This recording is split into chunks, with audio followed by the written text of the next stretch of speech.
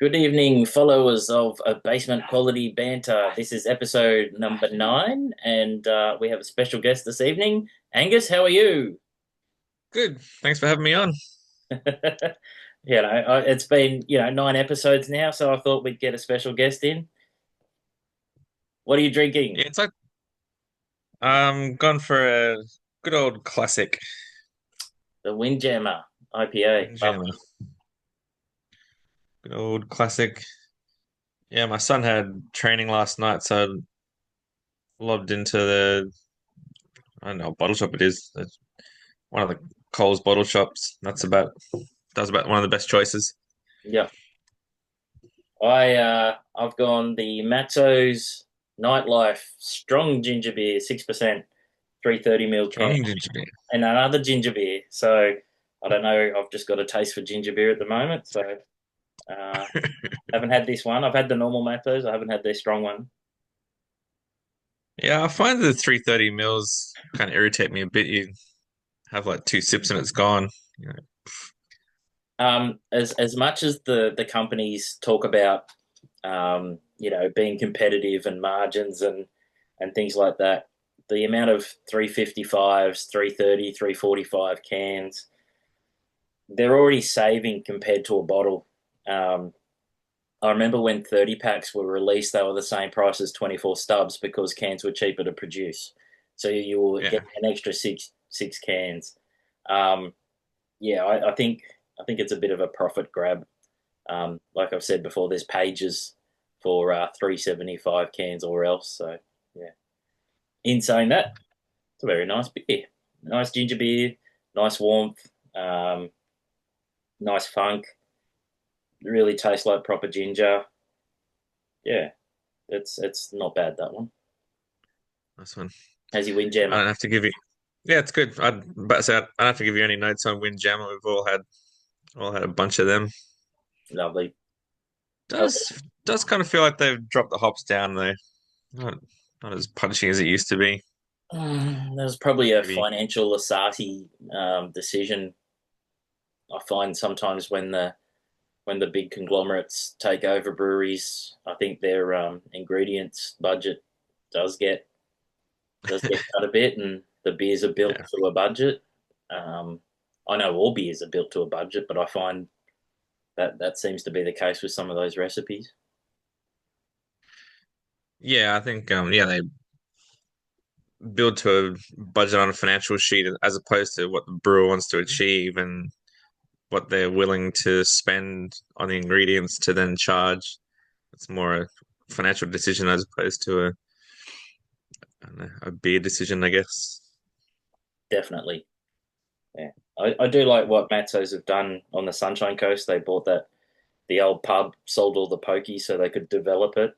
Um, but good drinks, they've got a wide portfolio now. So now that they're off the stock exchange, um, they they distribute a lot of brands as well, like Copperberg in Australia, Coors, Magners. So they do a lot of Miller, like the SAB Miller stuff. They do a lot of distribution of that. So they're not just doing their Gauge Roads and Matsos and Albo stuff anymore. So it's they've got a pretty wide portfolio. So it's good to see, I guess. Yeah.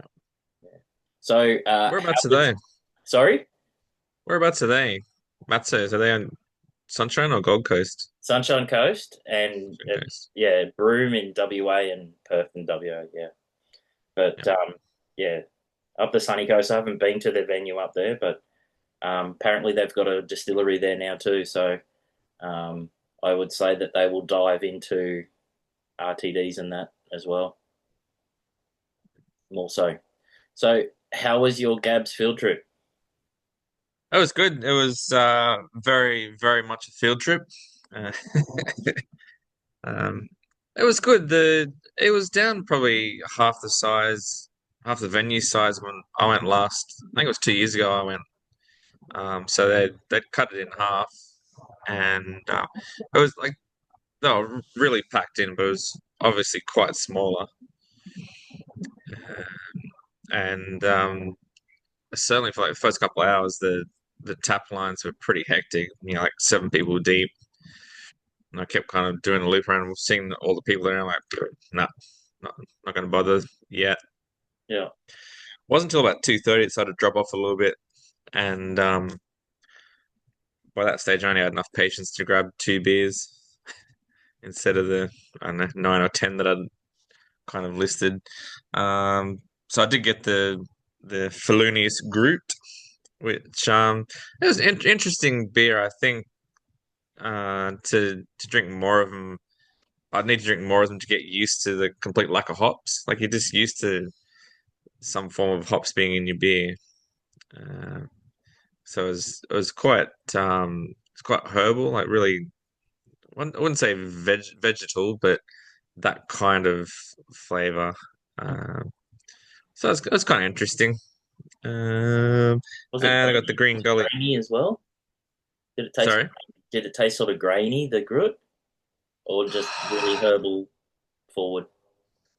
Yeah, I was more herbal forward from memory. I Yep. was about 2 hours into a GABS session, so memory's probably not the greatest. Palate cleanser. Palate cleanser. Yeah. Sorry. Next one. That would have been the Green Gully Saison that I had. So that was the one that had the surprise in it.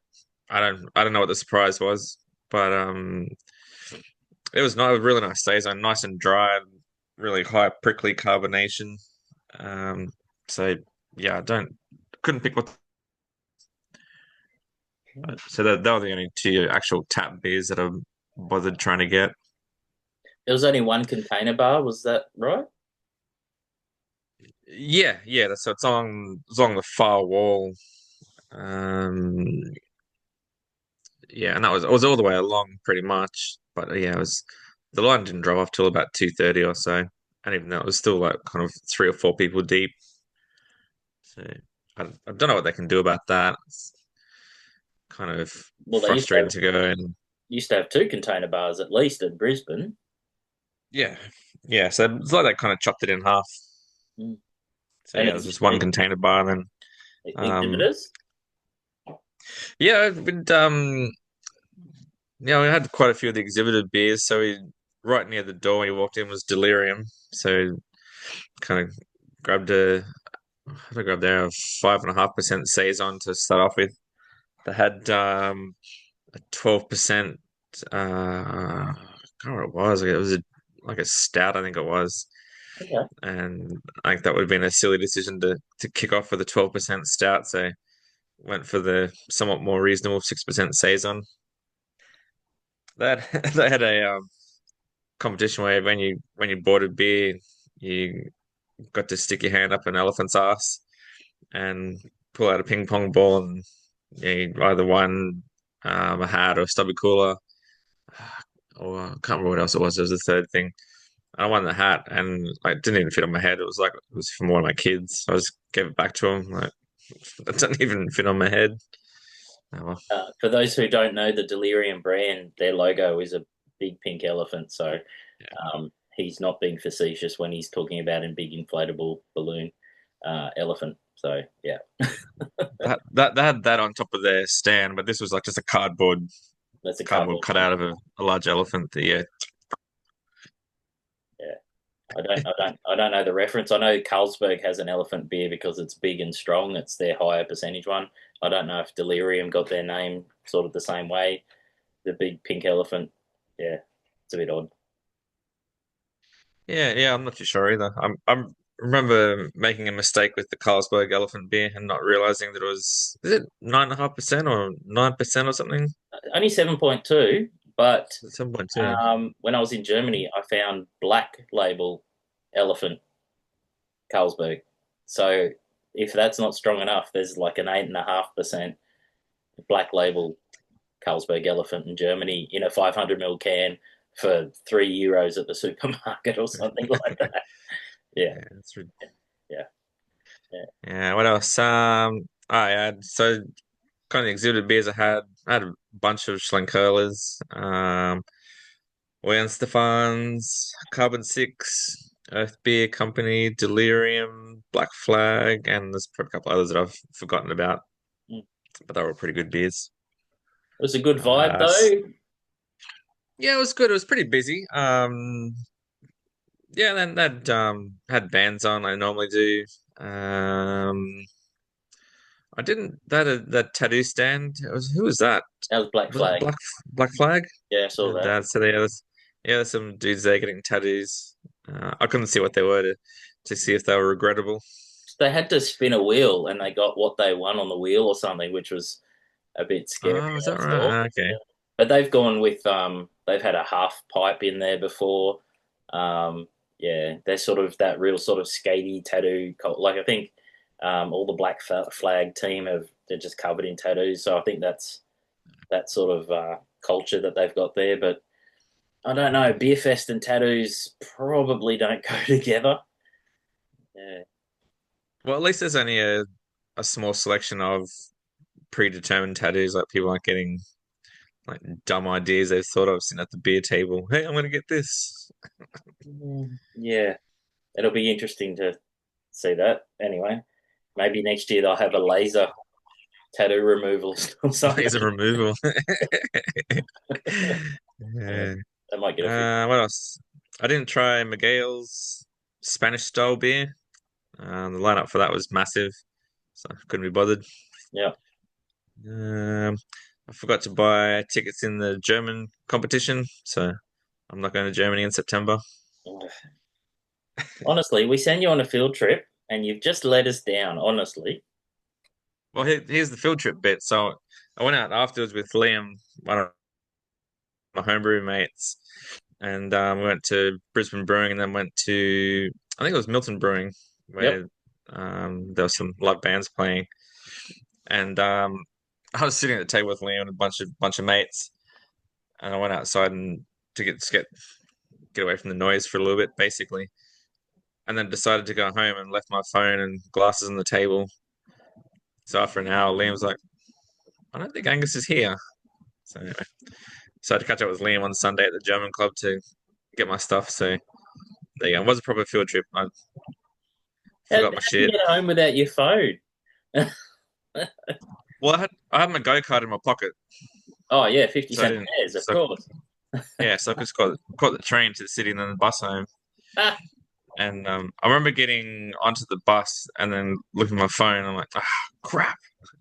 So I realized I must have left it back there. Anyway, so Liam messaged my wife to say he had my phone and glasses. So, so I caught up with him Sunday lunchtime at the German club to grab my stuff. So it was a classic field trip. that's good. That's good. You made the most of it then. Yeah, yeah, it was a good day. Oh, good day and night out. It's good fun. Yeah, good. Do you think Gabs has jumped the shark? Or do you think it's still worthy The of in, an event, even it's though the tickets were half price and it was half the size and et cetera, et cetera. yeah, it's interesting because I noticed that the Sydney Gab still has a Friday, Saturday afternoon, Saturday night session, whereas Brisbane only had the Friday night, Saturday afternoon session. Yeah, I think Melbourne So I was wonder a whether couple as well too. I mean it was half the size, but it was completely full. Not overly full. It wasn't. It was. It was good. It was really full, and like everyone was there having a good time, and there was people chatting and doing the tattoos and all that stuff. So I don't think it's dead yet. Yep. Uh, Maybe that the price was a big one though. Like, would you be peed off if you paid $42 to go? yeah, it's a good question. Um, Because I thought yeah, I 20 don't know. I guess $15 plus the booking fee. I thought that was a really smart thing and quite approachable. Maybe because ticket sales were so low, but yeah,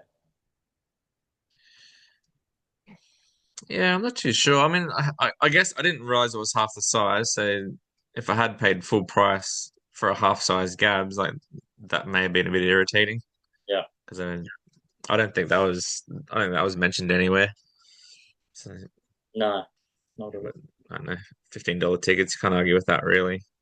No, and that's probably what it should be because you still have to pay for your drinks when you're in there and Yeah, your tasters and yeah. Oh well, I might make sure my roster lines up better next year. Yeah, we'll both do a field trip. Yeah, yeah. If We'll we're get. still doing the podcast next year, who knows? Uh, well, we'll see if the fans love our sultry tones, then we'll be sweet. Next up, I had Phil Cook has done a AIBA analysis called Metals and Math. Um, it's a bit of a wrap up, and he's done a deep dive, lots of spreadsheets. The couple of things I pulled out from it, he called out the Independent Brewers Association awards as redundant, and also the Gypsy Brewing award being outdated. Um, I'm actually surprised that it's still called Gypsy Brewer. I thought that was pretty sure that's a derogatory term to be called a Gypsy Brewer. It Yeah, should be there is that, isn't there? contract brewer or something like that, or someone. I'm sure there's a better word for it. So I'm actually surprised, but I apologize if I've actually used that term incorrectly because I'm actually surprised. I didn't think they were allowed to use that term anymore. But Yeah, he also listed all of the breweries who got medals for 100% of their entries, which I thought I'd call out. Some of them only had 3 entries, some of them had 15 entries. But to get a medal for everything that you've entered does a couple of things. It shows that there's intelligence from the brewing team about category selection to have the beers in the right categories to be judged the best they possibly can.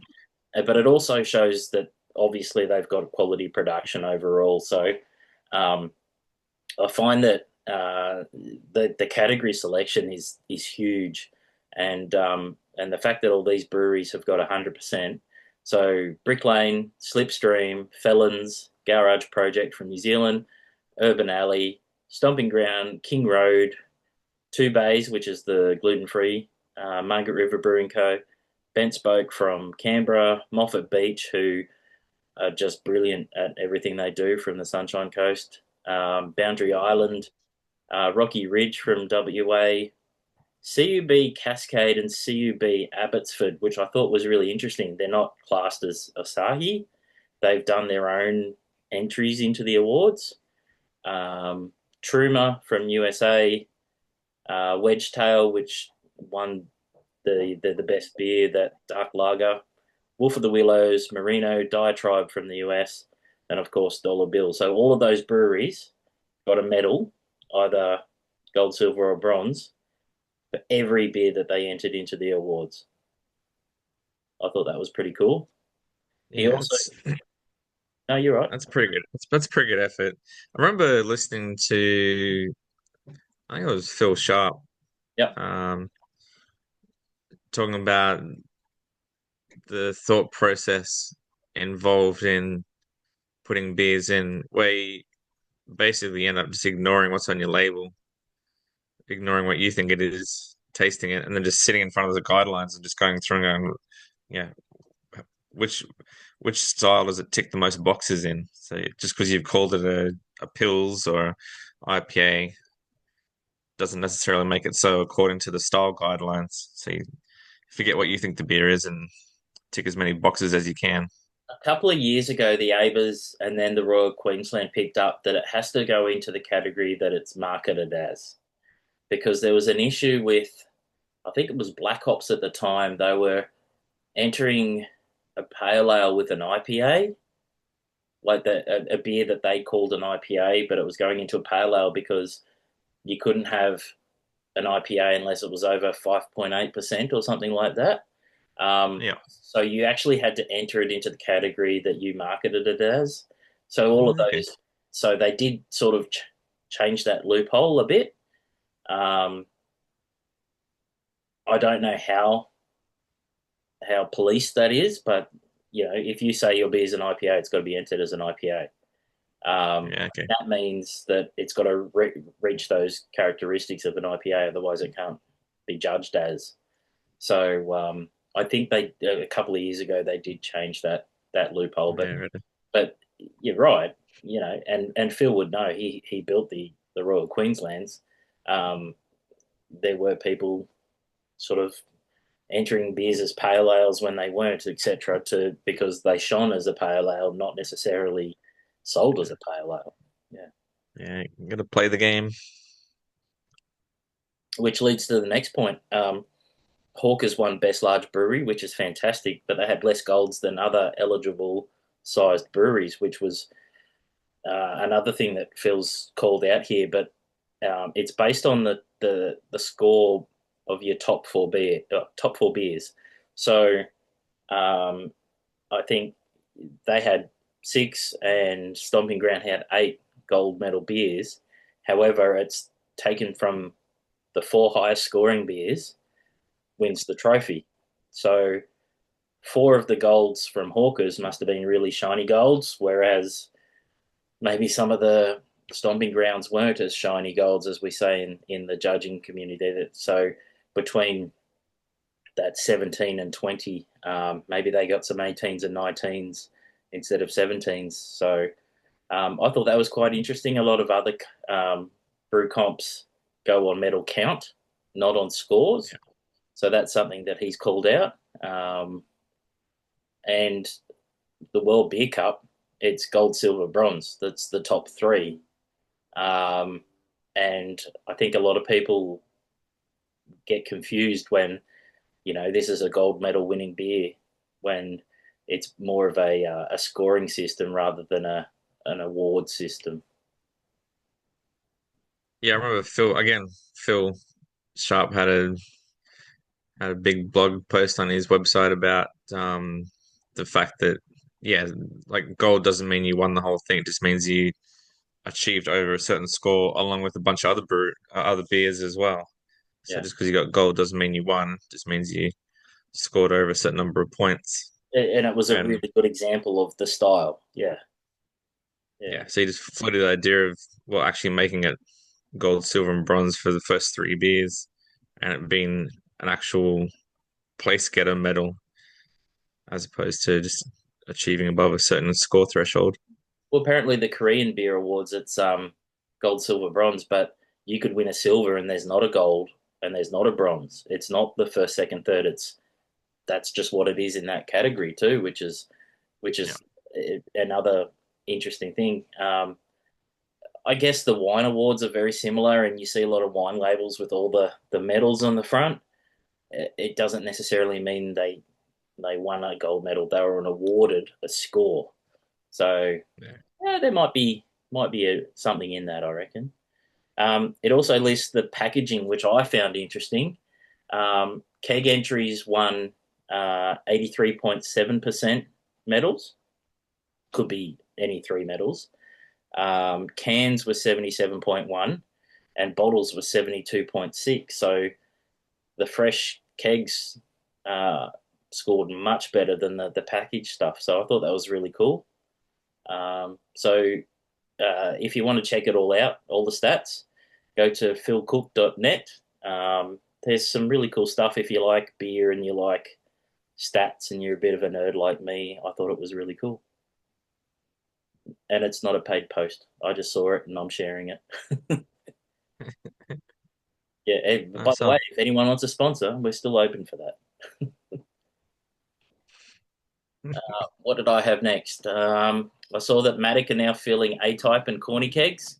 Um, that could be dangerous with your keg setup coming up soon. We might have to go and grab some. Can you imagine getting a 20-litre A-type Reynard and just popping that on at your place for the weekend? yeah, that does sound extremely dangerous. Yeah, I was talking to Anna before Yeah, and saying, oh, I just found out that Maddox I was filling corny kegs. yeah, She's like, what does that mean? I'm like, I could take one of my empty kegs there and get it filled up and bring it back and have Maddox beer on tap. yeah, She said, oh, that sounds dangerous. I'm like, yeah, yeah. it would be a bit actually. It'd be a long weekend. It'd be some tents and something in the backyard. The kids preferably be away. Yeah. But good on them. It's great to see that sort of stuff, and as Yeah, I everyone. found a list of breweries 19-liter kegs. There's quite a few. Yep. Um, to All In Bacchus. Oh well, who knows what Bacchus is doing now? I'll get a Brendale Brewing, some of Brisbane those Brewing Co. years. I Yeah, actually knew they did kegs because I joked a while ago about getting a keg of their Walker IPA, Walker which Texas again Ranger. would be dangerous. Yeah, yeah, I love that beer. Uh, Flat Lizard, I haven't heard of them. Yeah, they're up north side, Flat Lizard. I think that was Okay. the ex. I could be wrong. I think it was ex Lion Brewer has that's his own operation there. Okay. Yeah. Happy Valley, Helios, Hiker, Podfellows, Oh, I didn't know they did that. Hudson, Maddock we mentioned, Precinct, Tap That, and White Lies. Okay, so there's a lot more than I thought. I know you Yeah. tap that their whole business is built around doing that, but I didn't know all the other commercial breweries were doing that. So that's pretty cool. A couple of them only doing 5 liter mini kegs, but all the rest of them mentioned cornies. I do So remember. pre Was it? I think it was Helios. You know, they were going to charge you if you hadn't cleaned it properly or something too. So they did a clean and purge before they filled. yeah, it just mentions here that kegs need to be cleaned and purged upon drop off. Yeah, Yeah. a very Yeah, a couple of my prices there. So Precinct have got $200 for greater than 6.5% ABV, and oh then price yeah, kind of drops down depending on the ABV, which I imagine most of them would do that, do the exact same thing. yeah, cool. So probably looking at like 170 to $200 for a keg, which is quite a lot.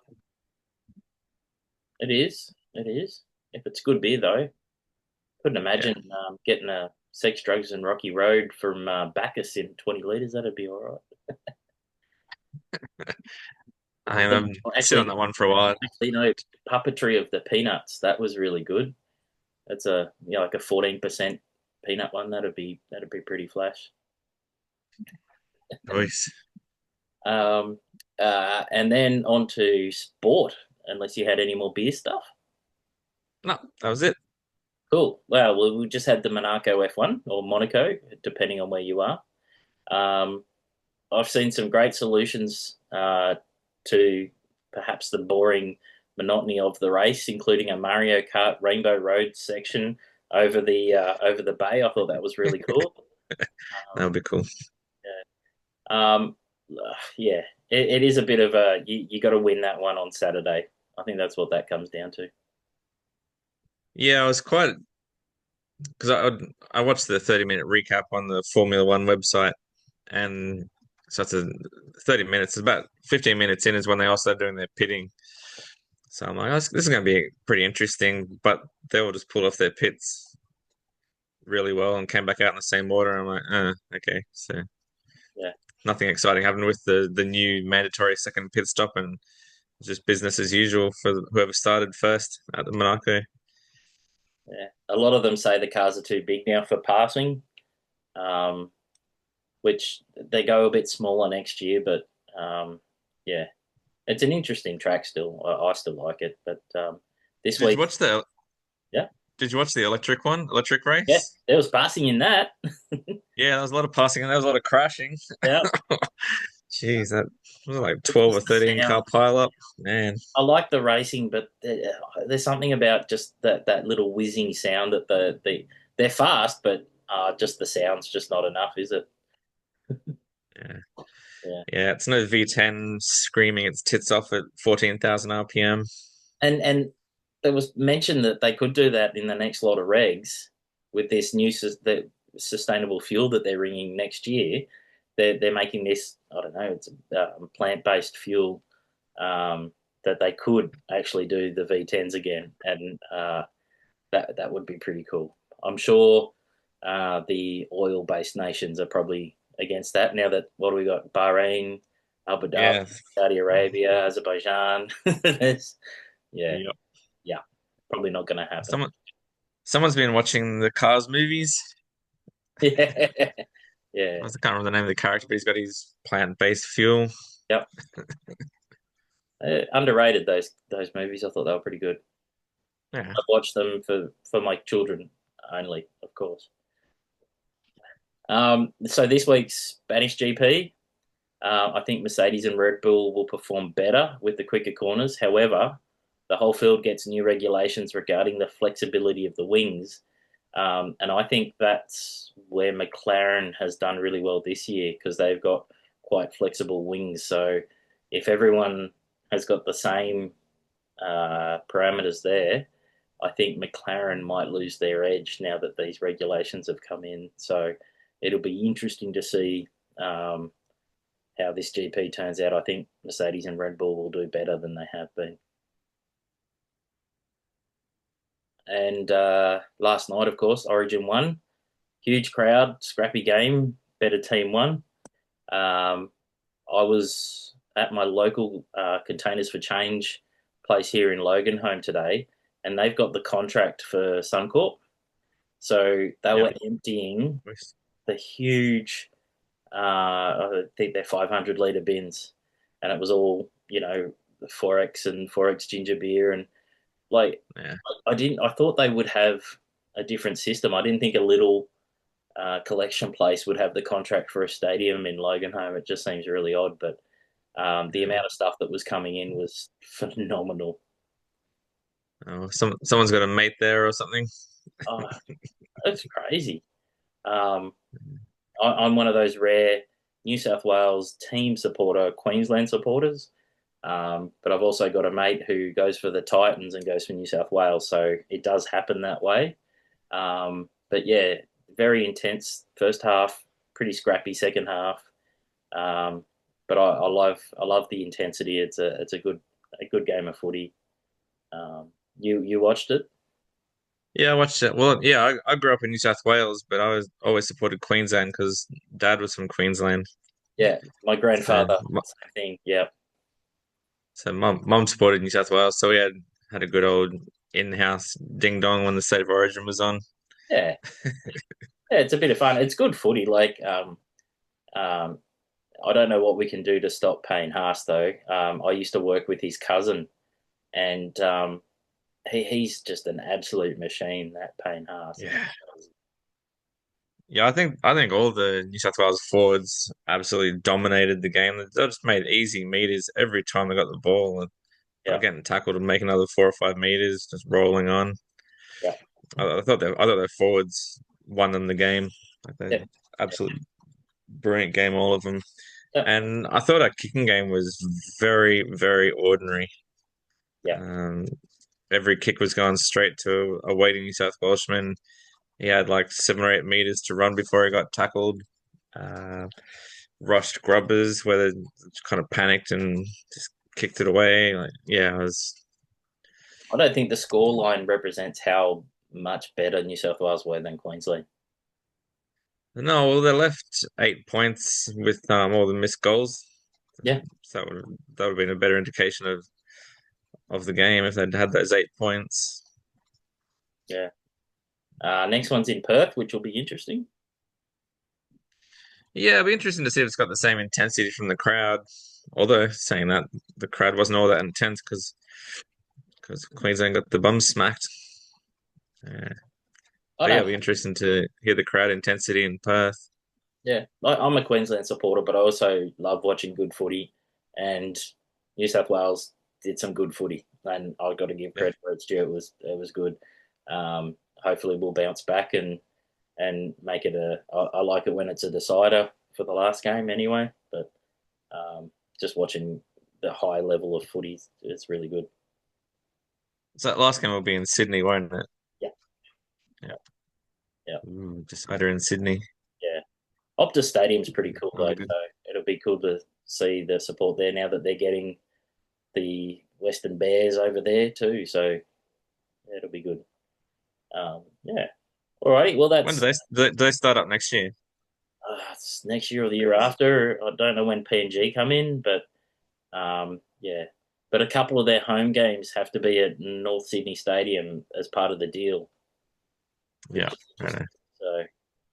So Look, we've had the Western Reds, we've had the Adelaide Rams, we've had during the whole Super League thing. So, um, and they take a couple of games over to Perth every year.